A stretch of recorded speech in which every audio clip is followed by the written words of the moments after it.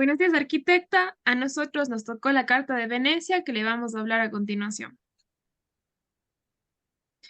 Como contenidos tenemos primero la introducción, después el origen de esta carta, el contenido, análisis comparativo y nuestra reflexión y crítica de la misma.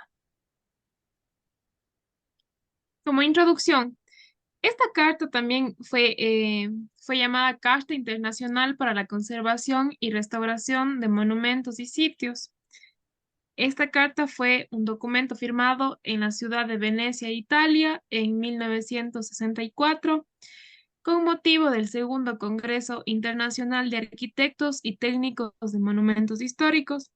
Es un documento fundamental en el campo de la conservación y restauración del patrimonio arquitectónico.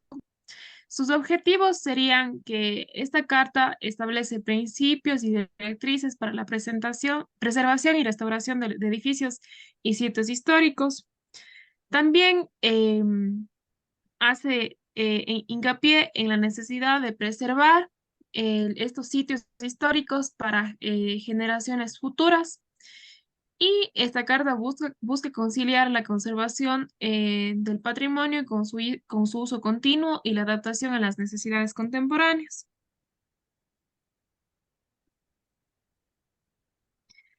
A continuación les voy a hablar un poco acerca de los principios establecidos de la carta. Como primer punto tenemos la valoración del contexto histórico. La carta enfatiza la importancia de comprender y valorar el contexto histórico y cultural de un edificio o sitio antes de realizar cualquier intervención.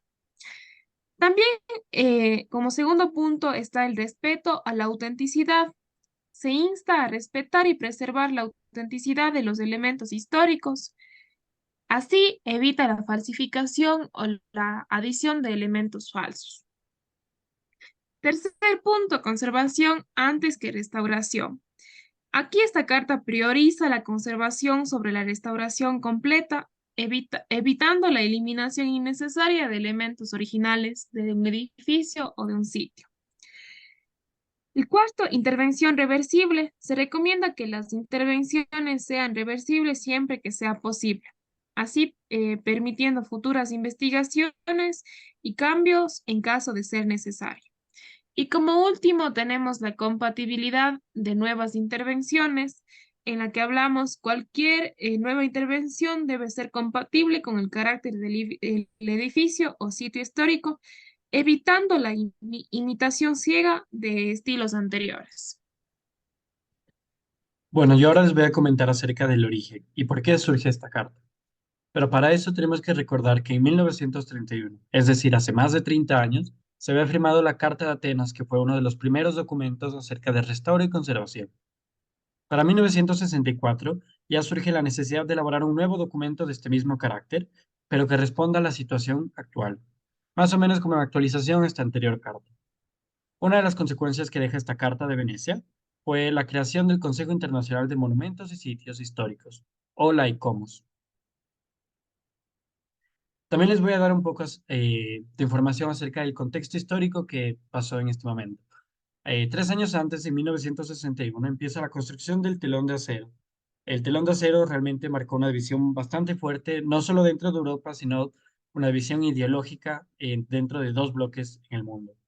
En 1962, como consecuencia de esta división ideológica, se da la crisis de misiles en Cuba, que realmente fue un riesgo de Tercera Guerra Mundial y hubo una amenaza nuclear bastante fuerte, ya que, bueno, la Unión Soviética puso misiles en Cuba y, bueno, Estados Unidos también amenazó con retalias.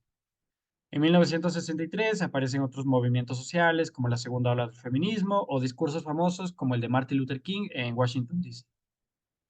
En 1964, John F. Kennedy, el presidente que puso fin a la crisis de misiles en Cuba, fue asesinado. En 1964 también, por un lado, está la intervención de Estados Unidos en Vietnam, que bueno, fue una guerra que Estados Unidos perdió, y también el nacimiento del movimiento hippie por otro lado. También voy a hablarle acerca de los participantes de la Carta de Venecia. Al final de esta carta se encuentran todos estos nombres de todas estas personas que ven aquí a la izquierda. Pero bueno, en resumen, la mayoría son italianos, son 3 italianos, 3 franceses, hay gente incluso del Vaticano, hay latinoamericanos como un mexicano, un peruano, hay griegos, polacos, austriacos, Incluso hay gente de Yugoslavia que ya no existe, y lo mismo que Checoslovaquia. Y bueno, también las dos entidades que, bueno, son de las que incentivaron toda esta carta, que son la ICROM y la UNESCO. Contenido de la carta. Ahora, ahora hablaremos sobre el contenido de la carta y cuáles son sus definiciones. Primero comenzaremos con el artículo 1, el cual habla sobre la noción de comprensión a la creación de obras arquitectónicas como ambiente urbano o paisajístico que sean parte de una evolución significativa de un acontecimiento histórico, es decir, que con el tiempo hayan adquirido un significado cultural. De ejemplo, por ejemplo, está la Torre Eiffel, la cual, si bien no se aleja mucho de nuestro tiempo, fue un gran cambio en la forma de construir con metal en la construcción. El artículo 2 nos habla sobre la conservación de piezas, que cualquier disciplina ayude al estudio del mismo y salvaguardar el patrimonio monumental. Ejemplo de ello tenemos Machu Picchu, el cual sigue contribuyendo en la información que tenemos sobre el Imperio Inca. La finalidad de estos conceptos es de que lleguemos a la conservación y restauración de los elementos para salvaguardar la obra de arte y el testimonio histórico. El monasterio de San Francisco fue un gran ejemplo de esto, ya que fue el primer monasterio construido por los padres franciscanos aquí en Latinoamérica. Sin embargo, ahora se quiso restaurarla sobremontando un edificio moderno, lo cual iba en contra totalmente de este criterio. Siguiente, podemos ver el artículo 4, que se trata más sobre la conservación, que la conservación de los monumentos impone ante todo un mantenimiento sistemático. El artículo 5, la conservación se ve siempre favorecida por su utilización en funciones útiles a la sociedad. Esta distribución es deseable, pero no debe alterar el aspecto del edificio. La conservación del monumento depende de sus condiciones ambientales. Si existe uno tradicional, este será conservado. Caso contrario, no deberá hacerse ninguna modificación, construcción, destrucción y utilización. Ejemplo de ello, tenemos el Panteón de Agripa, el cual, a pesar de los años, sigue manteniéndose intacta y también tiene una funcionalidad dentro del mismo. Ya, finalmente el artículo 7, que el monumento no puede ser separado de su historia ni del ambiente del que es originario, solo se realiza cambios cuando se requiera salvaguardar el monumento. Finalmente el artículo 8 de conservación es los elementos como la pintura y la escultura que son parte del monumento no pueden ser separados del mismo. Y como dijimos anteriormente, la separación solo se puede dar en caso de que requiera salvaguardar la obra de arte. Bueno, yo voy a seguir hablando acerca de los artículos. En el artículo 9 nos encontramos con que la restauración siempre debe tener únicamente un carácter excepcional y esta debe conservar todos los valores que son representados con esta obra. Y bueno, siempre debe ir de la mano de un estudio arqueológico e histórico. Esto es bastante importante. Se deben utilizar técnicas modernas de construcción y conservación. La misma siempre debe estar comprobada científicamente. También nos dice que conservar todos los elementos que se encuentran hasta el momento, sin importar su época a la que pertenecen, es un factor importante dentro de esta carta. Solo se podrá eliminar un elemento cuando éste realmente represente muy poco interés o que la recuperación de esta obra sea de gran valor histórico. Un ejemplo de este último criterio que acabo de decir es el Teatro Gusteo que pueden ver aquí. Este teatro tuvo lugar de 1908 a 1936 en Roma, Italia. Y bueno, con Mussolini se empezó a desmantelar todo lo que tenía encima, las cosas que no tenían tanto valor realmente, para dejar a la vista esto, el mausoleo de Augusto, que bueno, realmente representa un interés histórico para Italia y para la historia de la humanidad realmente importante, Augusto siendo el primer emperador de Roma. Aunque bueno, realmente podría ser debatible para algunas personas. Bueno, en los siguientes criterios tenemos el artículo 12. Este nos dice que los elementos que reemplacen los faltantes siempre deben integrarse armoniosamente con la obra, pero siempre deben mantener esta cierta distinción de las partes originales. El artículo 13 nos dice que las adiciones en el monumento no van a ser toleradas si éstas afectan el ambiente tradicional, el equilibrio y las relaciones de la obra con el entorno. Ahora vamos a hablar en los artículos que hace hincapié a los ambientes monumentales. El artículo 14 Menciona que los ambientes monumentales deben ser efecto de cuidados especiales que salvaguarden su saneamiento, utilización y valoración.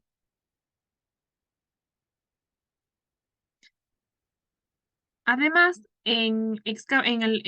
acerca del tema de excavaciones, el artículo 15 habla acerca de que las excavaciones deben realizarse de acuerdo a normas científicas y recomendaciones de los principios internacionales, por ejemplo, los de la UNESCO, y estas ruinas encontradas deberán ser aseguradas para su conservación y se rechaza cualquier destrucción que pueda realizarse en la misma, a excepción de la anastilosis o recomposición de partes existentes. Por ejemplo, está Pompeya en Italia.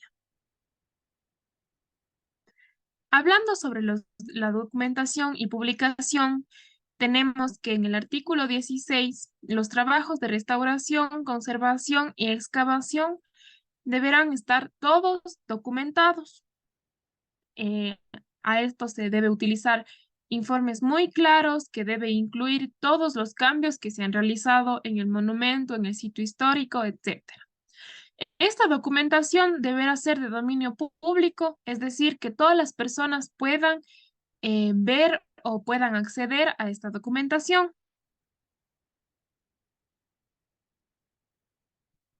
Bueno, ahora lo que vamos a hacer es un pequeño análisis comparativo entre la actual que estamos hablando, la Carta de Venecia, y bueno, su predecesora, la Carta de Atenas.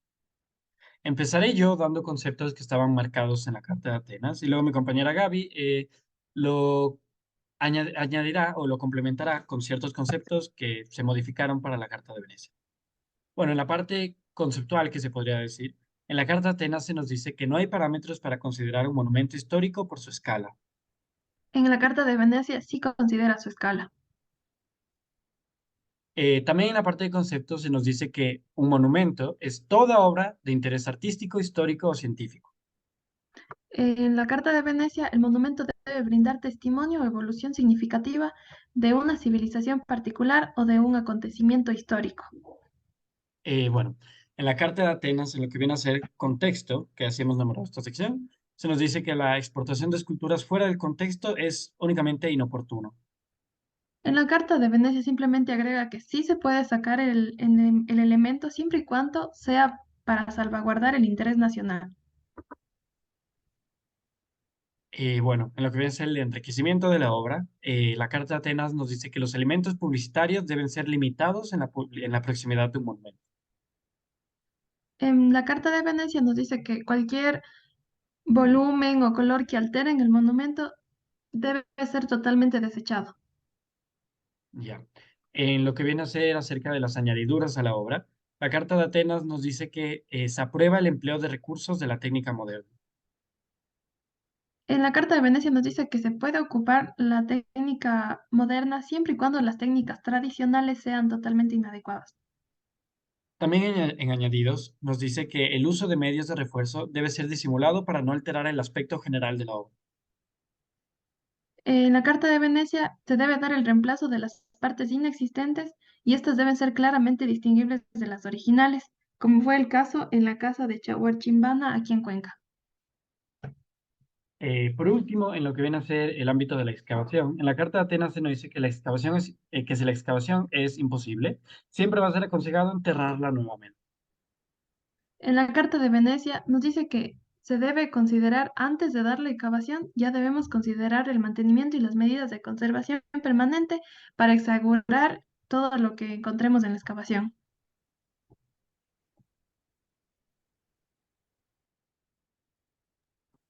Acerca de la reflexión y la crítica, hemos concluido que esta carta representa una evolución muy trascendental a la de su predecesora y enfatiza mucho más en la mínima intervención al monumento, también las garantías de la conservación, su mantenimiento, la excavación y restauración solo en casos necesarios. También marca como eje la autenticidad de la obra y la carta fue la base para las normas de este campo establecidas en la actualidad.